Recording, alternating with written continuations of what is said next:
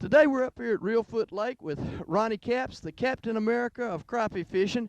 Ronnie, let's talk about some problems that people have when they're crappie fishing. How do you deal with wind when you're out on the lake and you're trying to catch crappie and the wind's blowing and it's bouncing you around? What do you do to catch crappie then? Whew, Mr. John, that's the worst enemy a crappie fisherman could ever have is a high wind day. And a couple things. Boat management's the most important thing you can do.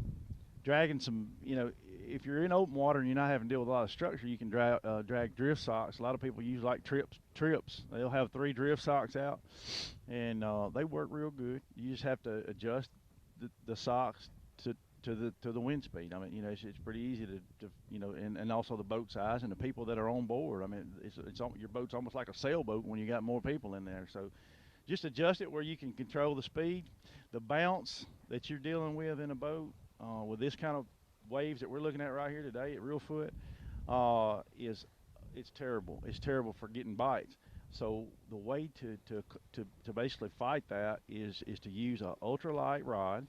A BGJP is my favorite. It's probably the most light trolling rod that I use, and that rod will flex for you.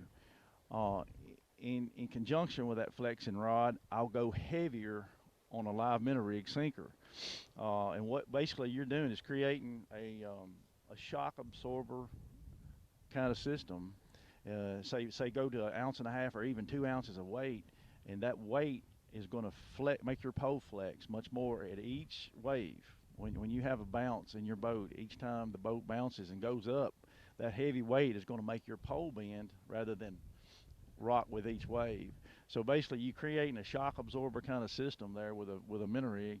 And going downwind is real important. Always drag, and I like to drag chains in a lot of structure. So the drift socks are a chain, fit to length. And on a day like today, I got a super chain I call the hurricane chain that I'd be dragging on a day like today. It's like 20 foot long and a 5/8 chain, and man, it'll slow you down for sure. So. All right, Ronnie, another question we've got for Ronnie Capps, the Captain America of crappie fishing, won 7 national championships with his partner Steve Coleman, and earned over $1 million in tournament winnings. Ronnie, what do you do when you get to the lake and it looks like a melted Hershey bar? It's muddy and just bad looking. You need to make a complete circle at the boat ramp that you chose to unload at and go back home. That's my advice. There's nothing worse than cold, muddy water to catch any kind of fish in. So fresh water for sure.